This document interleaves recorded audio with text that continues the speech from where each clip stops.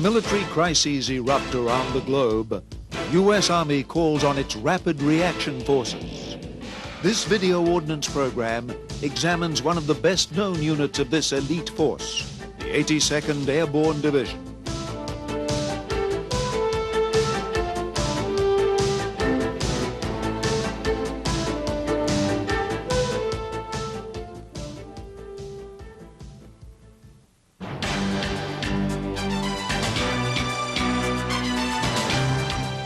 Parachutes were invented to save airmen in the event of problems with their aircraft or balloon. But in the 1930s, several armies began experimenting with them for military operations. Parachutes opened up the possibility of dropping a force deep behind enemy lines where enemy defenses were weakest.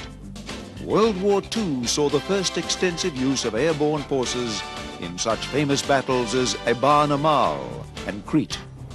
The U.S. Army's best-known airborne divisions in World War II were the 82nd, nicknamed the All-American, and the 101st, nicknamed the Screaming Eagles. These early airborne units used two methods of delivery into combat zones. The best-known and most widely used technique was the parachute, but the divisions could also deliver a portion of their troops, as well as heavy equipment, by glider. These gliders were towed behind the transport aircraft and released near the landing zone. The 82nd's first airborne operation was during the 1943 invasion of Sicily, followed by later combat actions at Salerno and Anzio in Italy. The 82nd earned a hard-won reputation, with the Germans calling them those devils in the baggy pants. The 82nd and 101st took part in the massive airborne attacks that initiated the D-Day invasion of Normandy in June 1944. Their last major airborne drop of the war took place in the Arnhem operation in the Netherlands, where the 82nd Airborne seized the Nijmegen Bridge.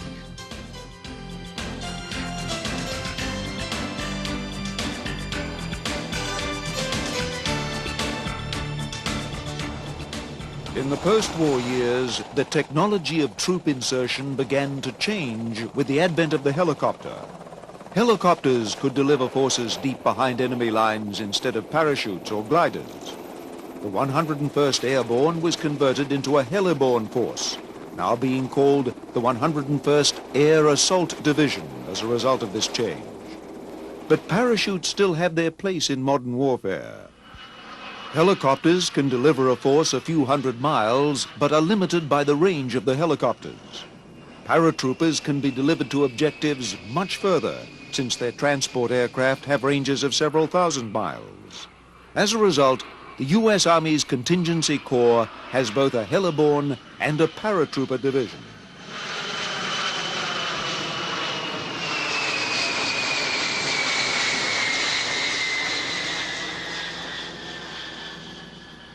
The difference between the 101st and the 82nd, we're both in the same contingency corps, and once we're on the ground, physically on the ground, our capabilities in the infantry battalions are very similar. The significant difference is the training time that it takes to be a paratrooper, insertion by parachute, as compared to insertion by helicopters. We both have to focus on that entry technique, and those require some intensive training both at the individual level and at the command levels. The 82nd Airborne Division has been an essential element of the Army's Rapid Reaction Forces for over a decade, seeing combat in Grenada in 1983 and in Panama in 1989. In 1990, after Iraq had invaded Kuwait, it was the 82nd Airborne Division that was rushed to Saudi Arabia to draw the line in the sand, signaling the U.S. intention to resist further Iraqi aggression. These operations all highlighted a primary mission requirement of the division, the need to be able to deploy a combat-ready force at a moment's notice. The mission of the 82nd Airborne Division is to deploy anywhere in the world within 18 hours of notification, conduct a parachute assault, conduct follow-on combat operations in support of the national objectives. Primarily, the reason the 82nd Airborne Division is unique is that it has a strategic forced entry capability. And what that means is the division has the ability to be deployed and inserted into a hostile environment without a secure airfield to support its operations. The 82nd Airborne Division maintains a rapid reaction capability through vigorous peacetime training and continuous preparations. At all times, the division maintains a portion of its forces, called the Division Ready Force, on an alert status, ready to go into action anywhere around the globe. The Division Ready Brigade concept, or the Division Ready Force concept, is structured around a combined arms team. It is a mix of infantry, armor, artillery, military intelligence, engineer, and logistics type assets. So it is a combined arms team. With its proud history and demanding mission, the 82nd Airborne has long been considered one of the U.S. Army's elite formations. The 82nd has been able to meet its requirements by depending on volunteer soldiers. The troopers of the 82nd Airborne Division are twice volunteers. They first volunteer to come into the Army, then they volunteer to become an airborne soldier. He has to pass the test, so to speak, in order to come into the division. First, he successfully passes his basic and advanced infantry training, and then he must go through the grueling airborne school that is part of the United States Army. So that twice volunteer status makes him a unique and highly motivated soldier.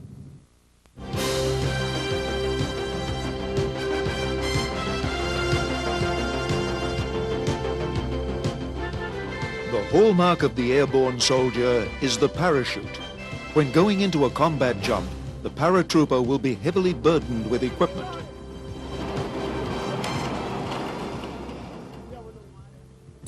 Over his regular combat equipment webbing, the paratrooper wears a special harness. The main parachute is attached to the rear of this harness. In front, the paratrooper attaches a reserve parachute, which is a safety backup in case of problems with the main parachute. The airborne soldier's individual weapon is carried in an M1950 weapons case.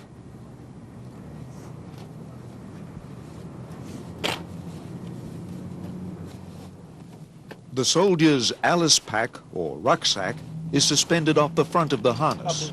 The main parachute is designed to land the paratrooper safely, even during jumps from under 1,000 feet. In total, the paratrooper carries about 150 to 180 pounds of equipment.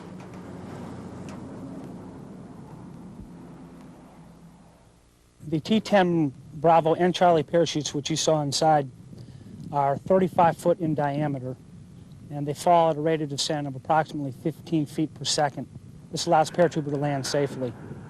That parachute is also designed to bring 350 pounds safely to the ground. It is also designed to open quickly, and the division jumps at low altitudes, so that parachute has to act as designed every time.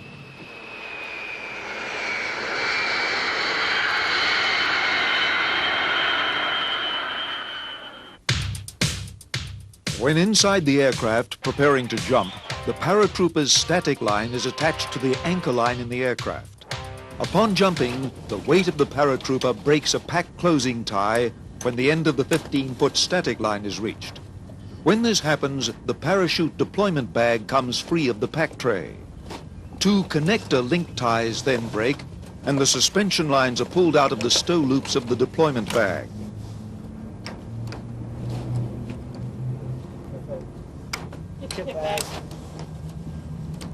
Finally, two locking stows disengage, and the canopy is pulled from the deployment bag. The entire process takes about 4 seconds from exiting the aircraft to full inflation of the parachute's canopy.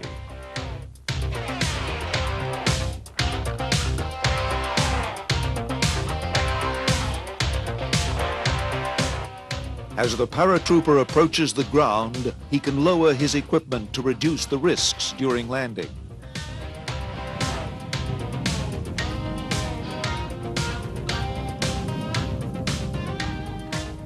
You have a lanyard that lowers your equipment. It's a lowering line, call it the hook pile tape lowering line.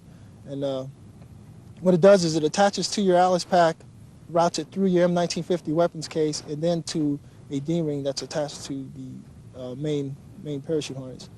And once you get approximately 200 feet above ground, you look down below you to make sure you're not lowering your equipment on anyone. Then you just go ahead and lower your equipment. This allows you to have more freedom of movement to curl up into your prepare to land attitude when you're getting ready to conduct your PLF. Keeping the equipment on you, it causes damage to the equipment and possibly injure the paratrooper himself. The inherent risk in parachute jumps has led to a series of overlapping safety features during airborne operations. One of the most obvious methods is the second parachute worn by the paratrooper, called a reserve chute. The reserve parachute is the backup system for that main parachute should it fail. Its canopy is smaller in size. It's a 24-foot diameter canopy. Its opening is aided with a pilot parachute, and it opens very quickly. Its rate of descent is somewhat faster.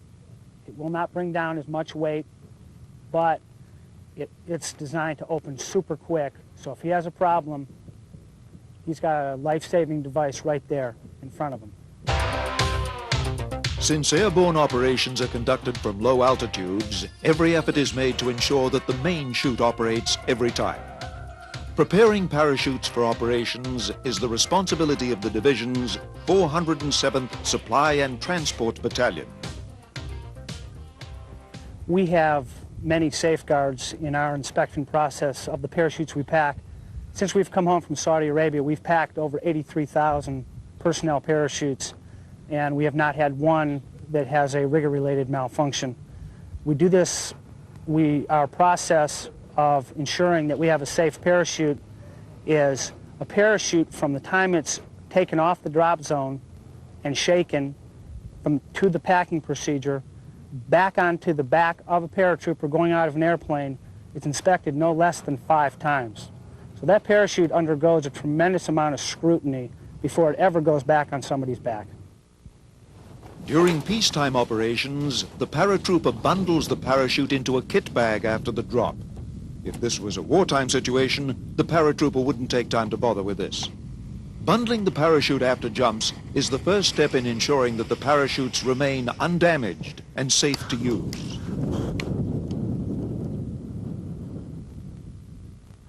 Once a parachute is recovered from the drop zone by the unit that has jumped the parachute, it is taken to the shakeout facility, which is adjacent to the pack facility, and it's shaken out to make sure that all debris is removed from the parachute, and they attempt to remove any tangles in the suspension lines in order that when the parachute comes to us, it's able to be packed with ease.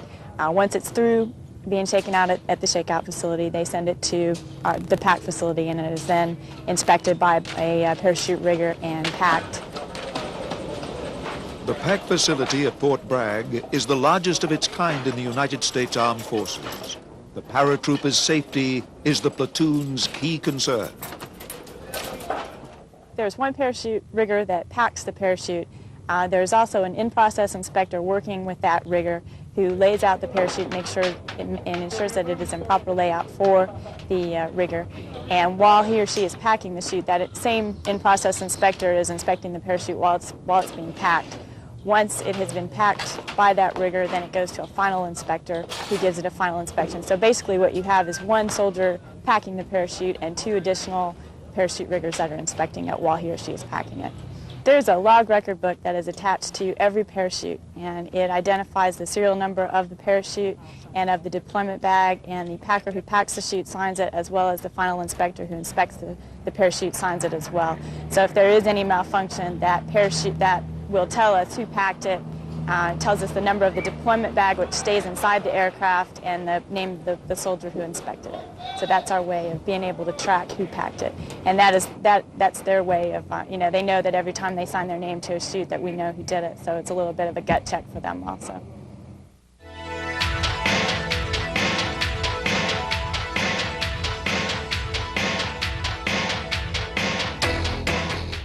Although the 82nd Airborne is primarily a light infantry force, its task forces include a variety of heavy equipment to support the paratroopers during combat missions. The 82nd Airborne Division always deploys its battalions as task force. A battalion task force in this division consists of approximately 730 soldiers. The basis for the task force organization is the infantry battalion.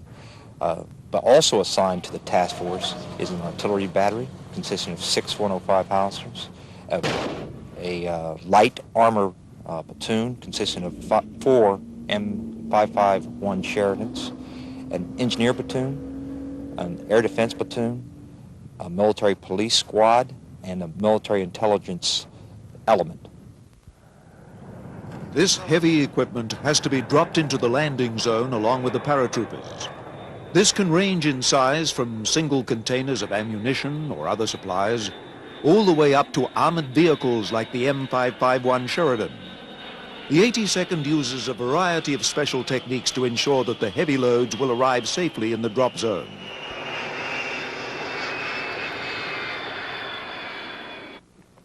These troops are preparing a Humvee 5/4-ton truck for a parachute drop. The ring for a Humvee consists of a 16-foot platform. That's a large aluminum platform made up of different panels, side rails, and end boards, which are just components of the platform. That's like the base of the heavy drop load, if you will. Then on top of that, put honeycomb stacks, and what those are stacks configured to help cushion the shock on impact for the vehicle. Then the vehicle is actually lashed onto that platform and onto those honeycomb stacks. Again, that's just to make sure that as little damage is done to the vehicle as possible. And then additional honeycomb is put on top of the vehicle to make sure that nothing happens to it. Then we also have parachutes on top of that, 2 parachutes in the case of a Humvee. Well, our riggers are really proficient. This is the one crew that does this all the time. And for a Humvee, we can estimate about an hour and 15 minutes once we get into the rigging.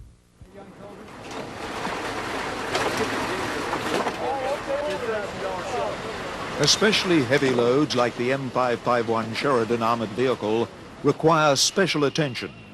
There are 2 methods for delivering such loads into the drop zone. We have a heavy drop, which normally would take 8 G11 size parachutes to heavy drop, and they are loaded onto a platform and basically are pulled out of the aircraft, this opening the parachutes, allowing for land. We have a LAPS operation, which is a low altitude parachute insertion, and this is basically where the aircraft flies real low and the tank on the pallet is pulled, extracted from the aircraft, and has somewhat of a rough landing, but it kind of slides across the terrain or the ground. LAPS allows for the delivery of heavy loads without the need for so many large cargo parachutes, but it does demand considerable skill on the part of the airlift pilot. Basically what that does is the parachutes come out of the airplane, the C-130 will go down very low to the ground. The parachutes will come out and they'll act as an air anchor and actually just pull the load out. Now the load's on a special type of platform, what we talked about before, the base of the load. It's a special kind of platform with a special kind of nose on it so that prevents the vehicle from tipping over as it actually drags on the ground and is slowed down by the parachutes. Now that is different from the rest of the loads that we do because those come out higher up and, like I said, about 800 feet under full canopy.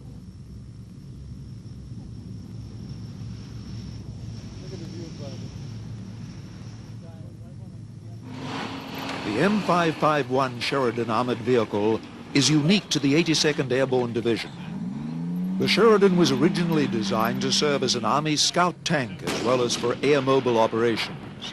The Army is reluctant to call it a tank since it is much more lightly armored than the main battle tanks.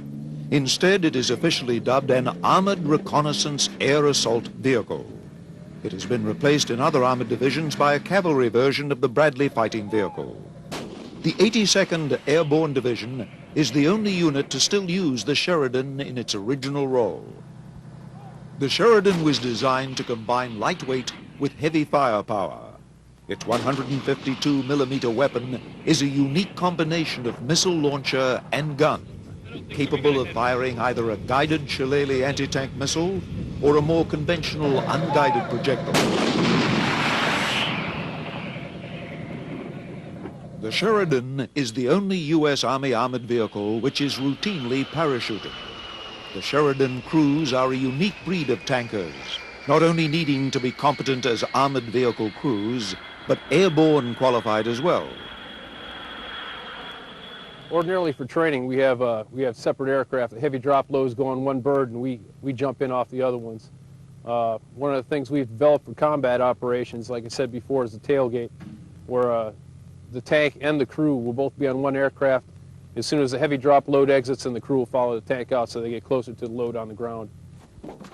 The unique demands of airborne operations have led the 82nd to stress lightweight and portability in their support weapons. Weapons like these give the division added combat punch.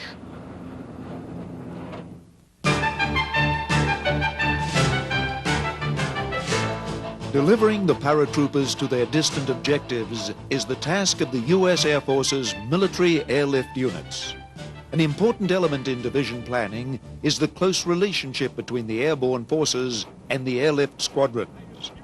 The 82nd Airborne's North Carolina base at Fort Bragg is co-located with Pope Air Force Base, home of a number of transport squadrons. The relationship between the 82nd Airborne Division and the Air Force is an integral one. Without their support, without the support of the Military Airlift Command, we would be incapable of conducting our mission. We enjoy a close relationship with the Air Force, with the close proximity of Fort Bragg and Pope Air Force Base. We train literally on a daily basis with the Air Force, and without them, it would be very, very difficult for us to do our job.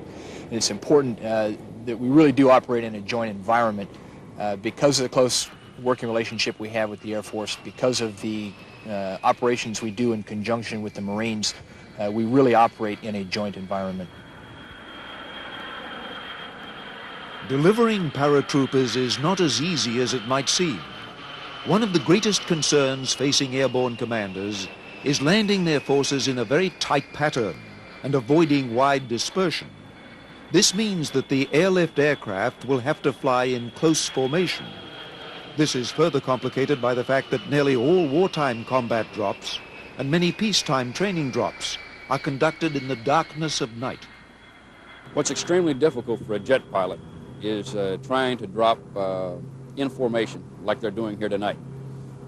These 6 personnel birds will be lined up in fairly close formation order. They'll have to slow down to 130 miles per hour, which is almost at stall speed for a C-141. That's the speed required so that the jumper can exit without a whole lot of shock. As they slow down, they're also trying to avoid the wingtip vortices created from the aircraft in front of it. They're also making sure that the aircraft below is not lower than the one in front of it for obvious reasons. If, for example, they enter stall speed or get into some turbulent air, bad air they call it, that following aircraft can dip down suddenly and cause some real hazards to jumpers that may be exiting in front of it. So it's a very nerve-wracking exercise for the pilots to try to maintain formation, find a DZ that, as you'll see very soon as they're going over at night, is completely blacked out except for a few markings, and be able to line up on that DZ, exit everyone safely, and requires a great deal of concentration from the entire air crew inside the 141s. These are great guys. We enjoy working with them. And the more we can work with them, the Air Force, the better they get. And of course, the more we like it. Night drops may be difficult for the airlift crews, but they are a definite advantage to the paratrooper. The most recent combat jump for the 82nd Airborne in Panama was a nighttime drop. The night jump going into Panama was a definite experience to go in. Tensions were high. People were basically being part of the new generation aside from the old Vietnam era, and even prior to that. Going into this for us was a chance for the 82nd to conduct its first airborne operations in quite some time. So initially everyone that was there were young, new faces. Looking around for some sort of confidence from other fellow mates was really non-existent. You had to basically grab your own gumption and go out for what you know. Basically, what you're looking at is everybody, it's first time for everyone. So there's really no one to look at other than the training that you've done all these years prior to it. Paid off for us is what it did. If you have a mission in mind, and if you have a mission and that's on your mind, jumping into the nighttime is really a plus for you. So it's more of an asset than it is of an enemy because, for one, it cuts down your possibility of getting spotted or seen. So it's basically it's a friend for you. So I prefer to jump at nighttime. I think anybody who does it for sport may prefer daytime jumps. But for those of us who do this for a living, something that has a tactical value, you'll see a night jump is definitely a plus for you. The routine of today's airborne jump would be familiar to a paratrooper from World War II. As the paratroopers wait to board the aircraft, the traditional ritual of the paratroopers takes place. The jump masters and their assistants carefully check each soldier to make certain that no harness is out of place, no line tangled. There is no excuse for accidents. Burdened by the heavy load of their parachutes and equipment, the airborne soldiers struggle out to the aircraft. It's not surprising that the 82nd Airborne places great importance on peak physical training for its troops. Once aboard the aircraft, the paratroopers settle in for the trip to the landing zone. In peacetime, the trip is seldom more than a few hours. But for overseas deployments, it can be over 10 hours. Inside the cavernous hold of the aircraft, the paratroopers anxiously await the signal to get up and attach their static lines. No matter how careful the planning and how thorough the training, there is always an element of danger in parachute jumps.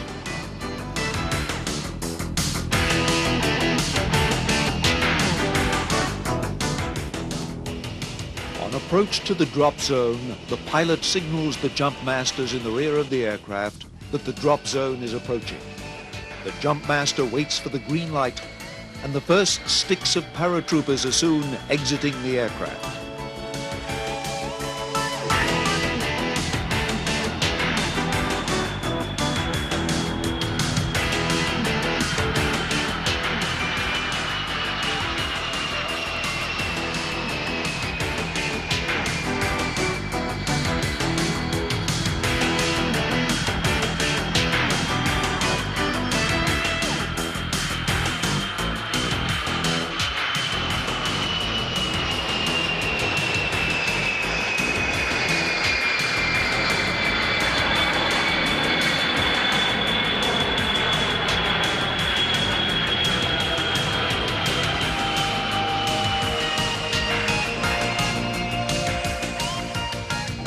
With its legendary heritage of heroic exploits, the 82nd Airborne Division has been the shock force of the U.S. Army for 5 decades.